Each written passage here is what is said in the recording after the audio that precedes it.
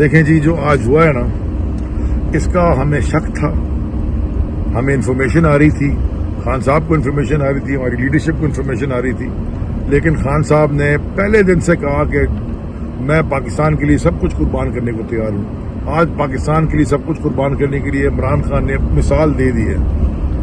یہ جو انسیڈنٹ ہوا ہے میں یہ بتانا چاہتا ہوں کہ ہم وہاں تھے, ہم کنٹینر تک پہنچ چکے تھے, سندھ کا کانوائے, ہم کوئی 20-25 قدم کنٹینر سے رہ گئے تھے کیونکہ کنٹینر کا دروازہ لیفٹ پہ ہے تو ہم کنٹینر کی لیفٹ پہ گئے ہیں اور برسٹ کی آواز آئی ہے. برسٹ, میرے خیال میں 2 برسٹ ہے, ایک کا تو میں کنفرم ہوں, اس کے بعد پھر شاٹس پہ فائر. یہ کوئی ایک شوٹر نہیں ہے, یہ پورا شام ہے جو انہوں نے ٹی وی کے اوپر چلایا.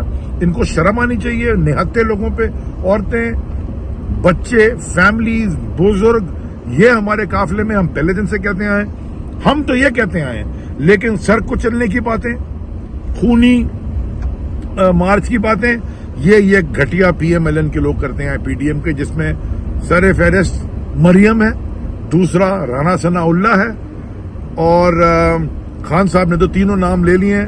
اور یہ جو موصوف فیصل واڈا صاحب نے بھی باتیں کی ہیں, اگر ان کے پاس بھی انفارمیشن ہے, میں سمجھتا ہوں کہ ایف آئی آر میں ان سب کو درج ہونا چاہیے. ہم اس وقت نکل گئے ہیں گجرات سے, راشد ہمارا ایک ورکر اور ان کے ساتھ 2 اور لوگ جن کو گولیاں لگی تھیں, ان کو لے کے ہم اب جا رہے ہیں لاہور. انشاءاللہ ہمیں یہ ڈٹر کرنے کی کوشش نہ کریں.